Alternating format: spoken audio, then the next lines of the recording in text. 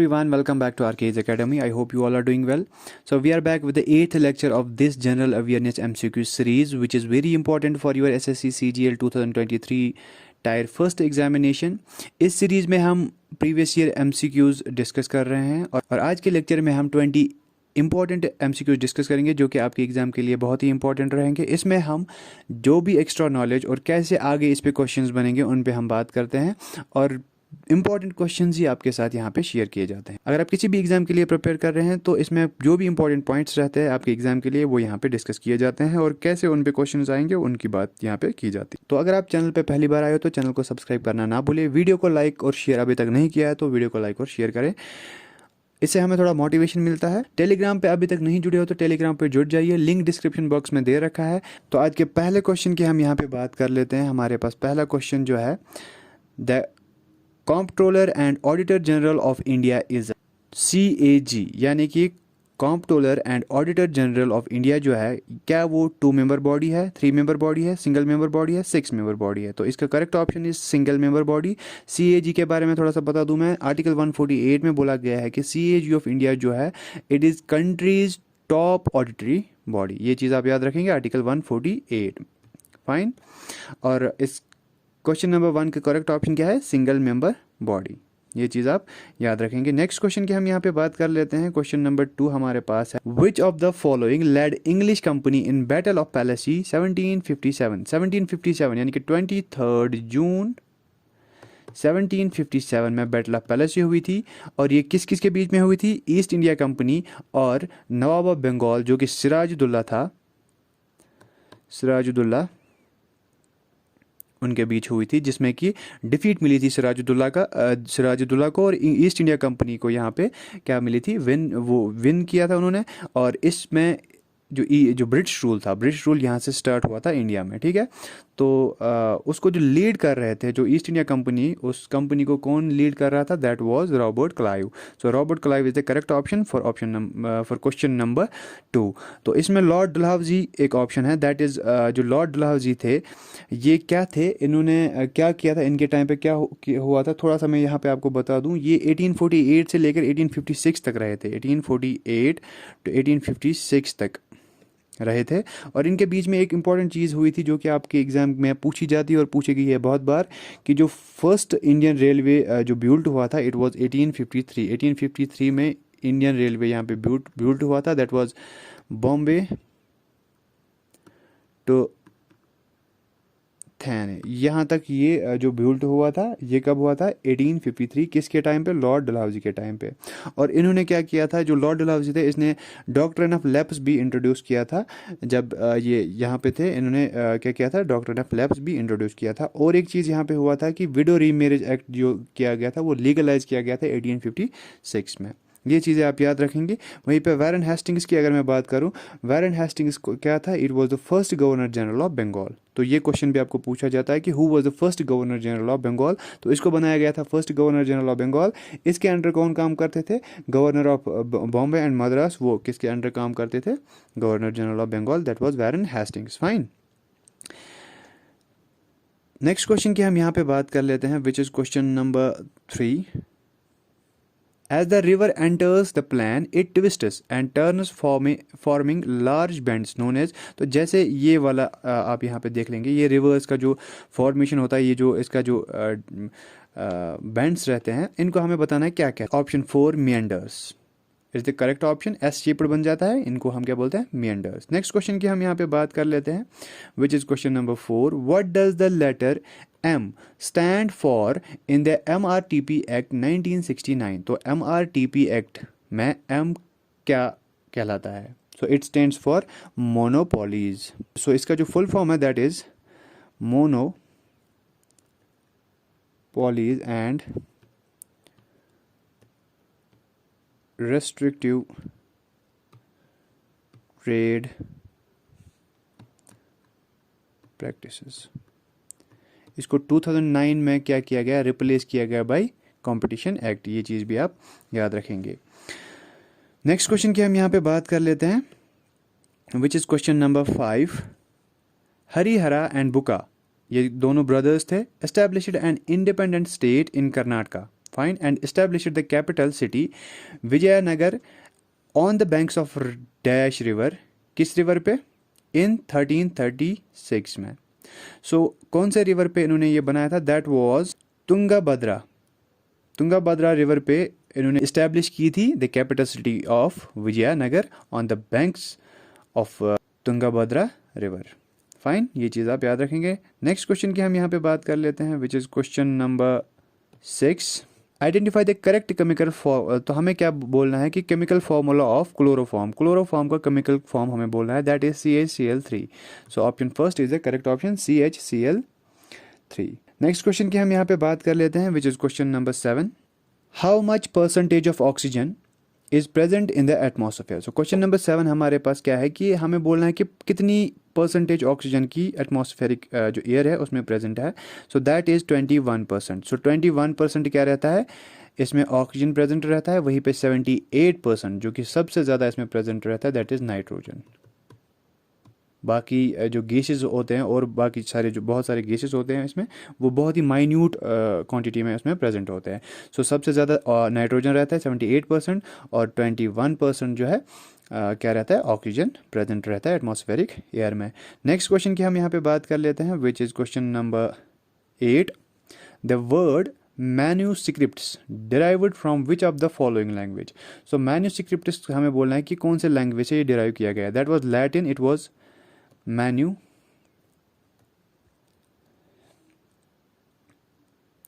स्क्राई berry.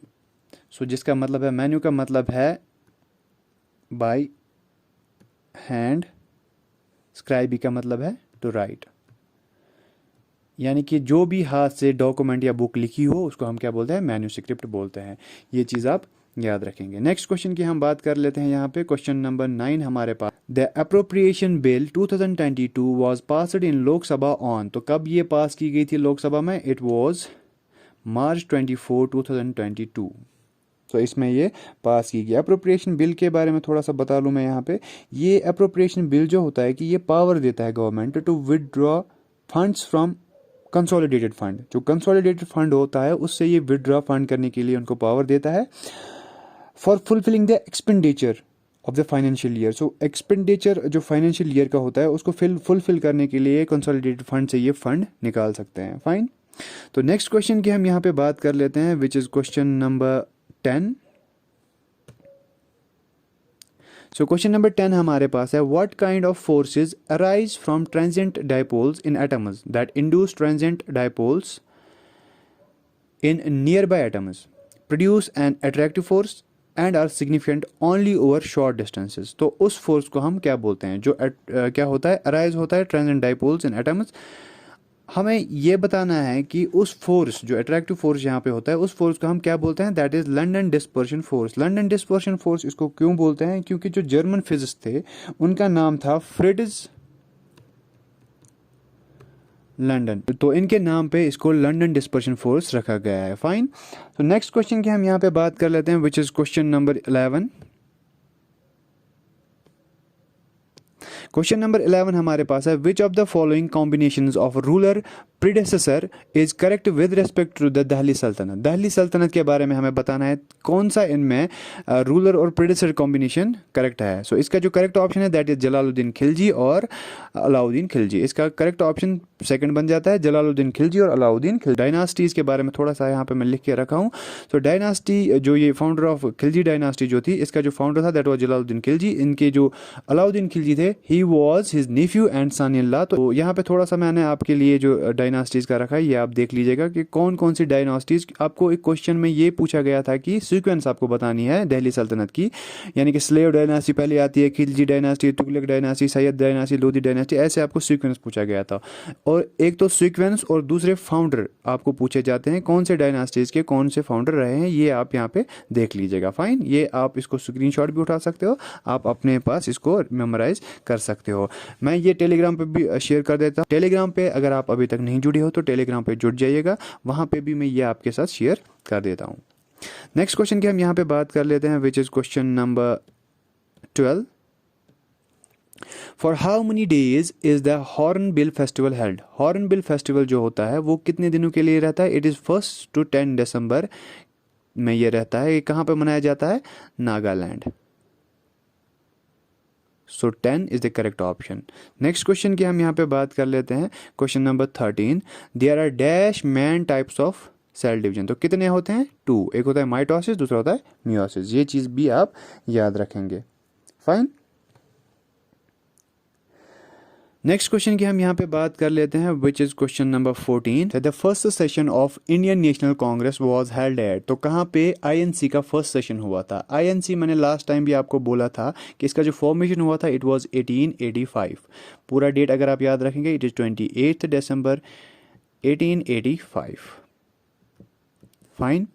और जो first session इसका हुआ था दैट वाज इन बॉम्बे, और इसको कौन प्रिसाइड कर रहे थे? That was WC Banerjee, Womesh Chandra Banerjee इनका नाम था। और इन्होंने फर्स्ट सेशन जो है प्रिसाइड किया था। वहीं पे अगर हम आईएनसी के फॉर्मेशन की बात की तो किसने फॉर्म की? That was A.O. ह्यूम। इनका पूरा नाम जो था that was Allan Octavian Hume. और उस टाइम जब ये फॉर्म हुई थी आईएनसी, उस टाइम कौन से वाइस राय थे ब्रिटिशर्स के? That was Lord Dufferin. Duffer इसको बोलते थे। ये भी आपको क्वेश्चन पूछे गए हैं तो इम्पॉर्टेंट है, ये आप याद रखेंगे। बाकी कुछ इंपॉर्टेंट सेशंस की अगर हम बात करें तो फर्स्ट सेशन बॉम्बे में हुआ था, इट वाज 1885 में। सेकंड सेशन की अगर हम बात करें तो ये 1886 में हुआ था सेकंड सेशन। और किसने प्रिसाइड किया था? इट वाज दादा भाई नौरोजी। तो दादा भाई नौरोजी ने सेकंड सेशन जो है प्रिसाइड किया था। कहाँ पे किया था? That was Calcutta. And he was the first Parsi जिसने ये अटेंड किया था। फर्स्ट पारसी प्रेसिडेंट दादा भाई नौरोजी थे, एंड उन्होंने ही सबसे ज़्यादा इसको किया था। 3 टाइम्स दादा भाई नौरोजी जो है इन्होंने प्रिसाइड किया है आईएनसी के सेशंस। फाइन। उसके बाद 1887 का सेशन भी इम्पॉर्टेंट बन जाता है आपके लिए, जो कि किसने किया था? He was the first Muslim. उसका नाम था सैयद बद्रुद्दीन तैयब। इन्होंने 1887 में प्रिसाइड किया था। और ये कहाँ पे इन्होंने किया था? It was Madras. फाइन। ये चीज़ भी आप याद रखेंगे। वहीं पे अगर हम 1888 की बात करें, फोर्थ सेशन जो इसमें हुआ था 1888, इट वाज द सेशन जो कि इंग्लिश मैन ने प्रिसाइड किया था for the first time. That was George Yule. ये चीज़ आप याद रखेंगे। और कहाँ पे इन्होंने किया था ये? It was Allahabad. Allahabad. Fine. ये चीज़ें इंपॉर्टेंट है आपके कुछ सेशंस, और बाकी सेशन भी आप थोड़ा बहुत देख लेंगे आईएनसी के, जैसे कि गांधी जी ने कौन सा प्रिसाइड किया था, और फर्स्ट इंडियन वुमेन जो थी उन्होंने कब प्रिसाइड किया था। कुछ इंपॉर्टेंट सेशंस इसमें हैं जो आपके लिए इंपॉर्टेंट बन जाते हैं, वो आप देख लेंगे। अगर आपने अभी तक नहीं देखे तो आप उनको देख लीजिएगा अच्छे से। और बाकी मैं, अगर आपको वो चाहिए, मैं उसका PDF आपके साथ शेयर कर देता हूँ, जो कि हैंड रिटन नोट्स मेरे पास है, वो मैं शेयर कर देता हूँ टेलीग्राम पे आप जुड़ जाइएगा, वहाँ पे मैं आपके साथ वो शेयर कर देता हूँ। नेक्स्ट क्वेश्चन की हम यहाँ पे बात कर लेते हैं। Question number 15, an electric current is expressed by a unit. तो इलेक्ट्रिक करंट का यूनिट हमें बताना है, दैट इज एम्पियर। वॉट जो है वो किसका है? पावर का है। ये भी आपको पता होनी चाहिए। और मीटर किसका है? लेंथ का ऐसा यूनिट है। फाइन। नेक्स्ट क्वेश्चन की हम यहाँ पे बात कर लेते हैं। Question number 16, how thick is the. So lithosphere की अगर मैं बात करूं, ये क्रस्ट और अपर मोस्ट पार्ट जो होता है मेंटल का, उसको हम लिथोस्फीयर कहते हैं। फाइन। अब हमें बताना है कि ये कितना थिक होता है। सो इसका करेक्ट ऑप्शन है that is 10 to 200 kilometres thick होता है ये। नेक्स्ट क्वेश्चन की हम यहाँ पे बात कर लेते हैं, which is question number 17, who among the following is related to the musical instrument santoor. हमें संतूर के बारे में, कौन इनमें से संतूर बजा रहा था? दैट वॉज पंडित शिव कुमार शर्मा। शिव कुमार शर्मा जी जो थे ये क्या बजाते थे? संतूर बजाते थे। नेक्स्ट क्वेश्चन की हम यहाँ पे बात कर लेते हैं। Question number 18, chemical formula of magnesium oxide. So magnesium oxide की जो केमिकल फॉर्मूला है हमें वो बतानी है।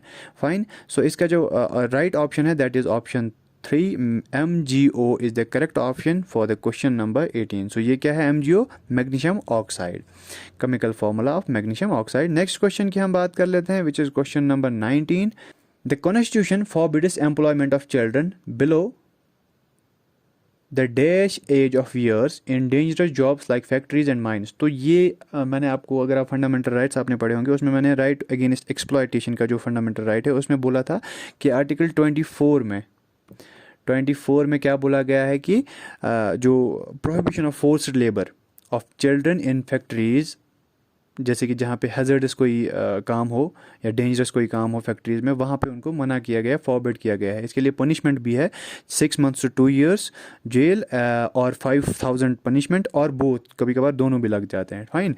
तो ये चीज़ जो है कौन से एज ग्रुप, यानी कि जो बच्चा होगा, कोई चाइल्ड होगा, उसकी एज कितनी होनी चाहिए वो वहाँ पे काम कर सकता है, और कितनी होनी चाहिए कि वहाँ पे काम नहीं कर सकता है। तो यहाँ पे यही है कि जो 14 ईयर्स के बच्चे होंगे, 14 ईयर्स के बिलो जो एज होगी, उनको वहाँ पे वो काम नहीं कर सकते फैक्ट्रीज़ में जहाँ पे हैज़र्डस या कोई काम होगा।